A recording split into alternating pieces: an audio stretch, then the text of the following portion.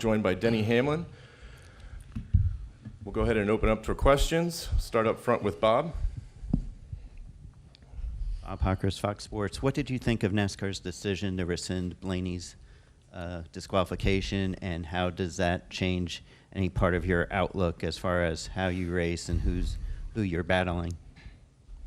It doesn't change anything as far as how I race. I think that's just a different sidebar, but it was the right call. Even my crew chief mentioned that he didn't think it was the right call at the time.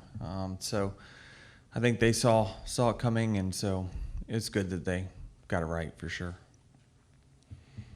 Okay, we'll come over here to Lee, and then Claire.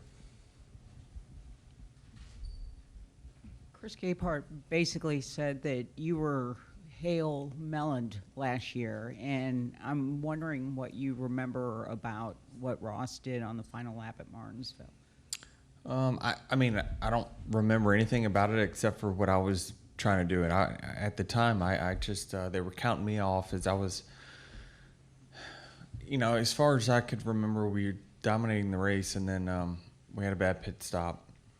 I went back to 7th or 8th, and then, he said we got to get X amount of spots and very few laps. And so I was just trying to get every spot I could. And I remember him saying, we were even, we're +1, we're now +2. And I just remember him saying, we're +2, you're good, down the backstretch, because I was battling Brad, I believe it was, for one more position. And at that point, I'm thinking 2 cars, I didn't need to push the envelope anymore. So, ended up minus something. Not really sure. But, I mean, all I remember is just, him being right there beside me. So I wasn't sure how it happened. You weren't looking in the mirror. You were just moving forward, and so it just boom. Yeah, I had a little gap over whoever was behind me. So it had gotten spread out there towards the end of the race. So, even though it was a short run, there was cars with tires, cars without. So I just remember, seeing nothing and then, being right beside somebody. Okay, we'll come back to Claire.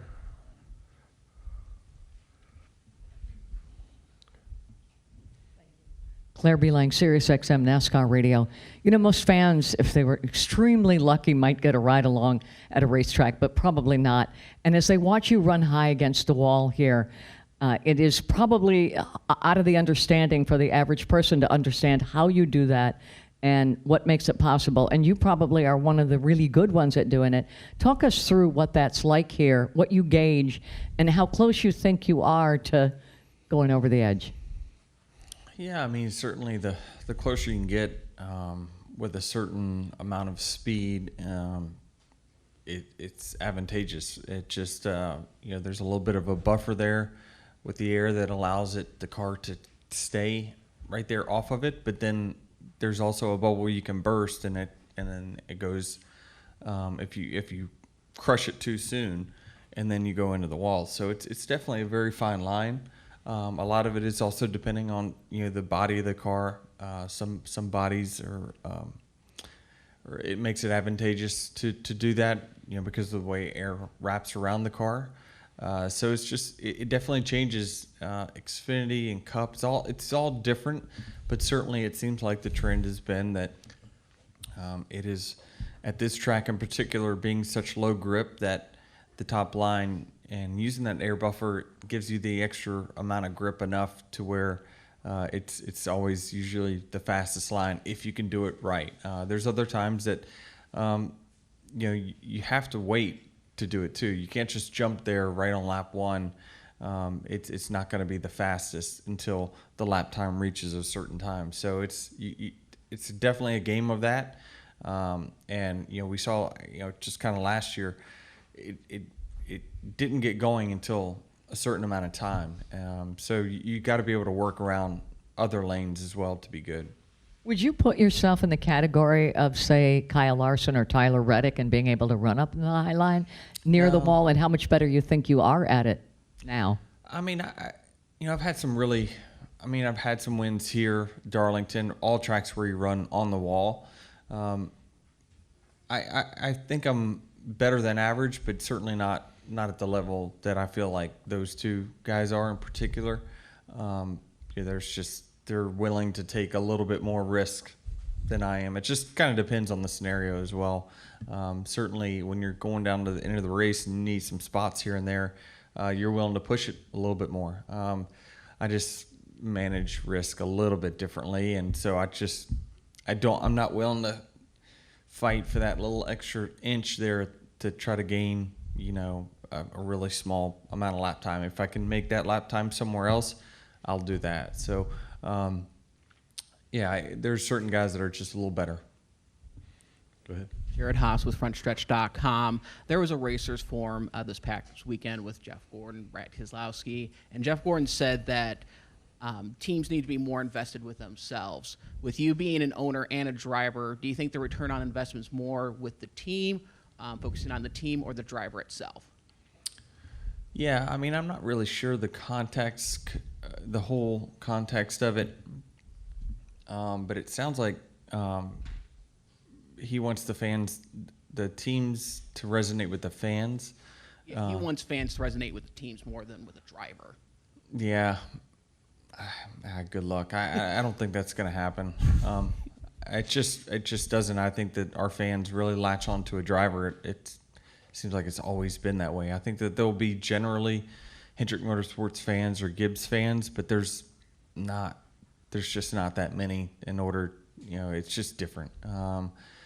It'll be very, very tough to make that happen. And what kind of campaign would it take to make that happen? I'm not sure, but the drivers are the stars, and that's where our fans are going to resonate too. Thank you. Go up here to Jordan. Jordan Bianchi, The Athletic. Do you have a favorite on-track Kevin Harvick story? I mean, every time I try to think of one, it was definitely not in my favor. That's for sure. Just kind of the battles we've had, in 2000.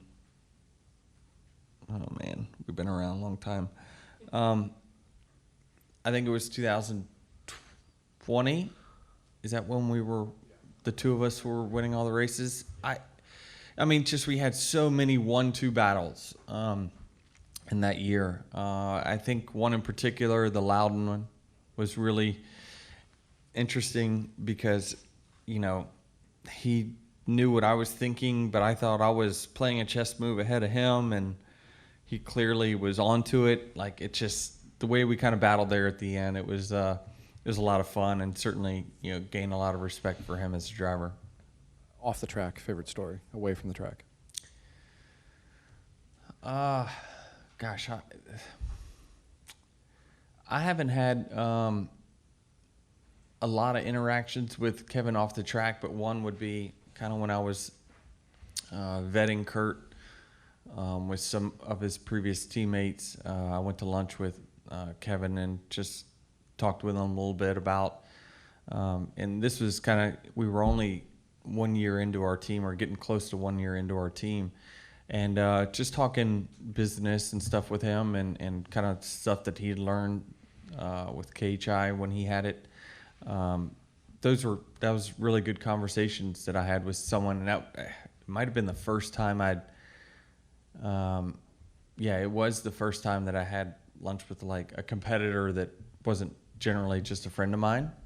So that was a good conversation, and just learned a lot from during that moment, and felt like we talked about kind of how our crew chiefs work and how similar career paths and all that stuff that we had. So it was really cool. You both are kind of lauded for your leadership, right, in the garage.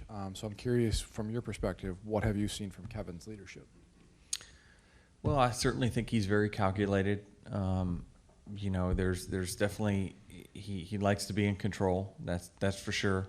I think that I really like his style, and in the sense of how he leads, and I believe that he's a very important person in the sport. I mean, in my opinion, he's a Jeff Gordon or Tony Stewart. When he leaves, you're going to notice that he's not there anymore. So I think that he's certainly been a leader in the sport, and he's kind of the last real legacy guy that we've got in our sport that used to know how it used to be, like, really and truly. So he's an important figure for sure. He's an important leader. He's an important voice for the drivers, and certainly we'll miss him on this side.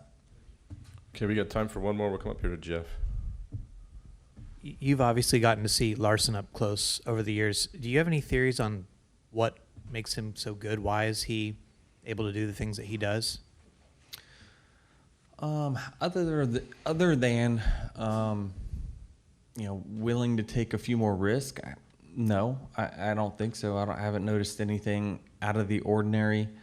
There are some very minor things here and there, but I mean, obviously nothing I would share publicly, because why would I tell, if I study, why would I give out my information to others? So there's nothing that jumps off the page. No, there's nothing obvious that's a lot different. There's just a couple real small things that are. Okay. Denny, thanks for All coming right, in. thank you. Good luck this weekend.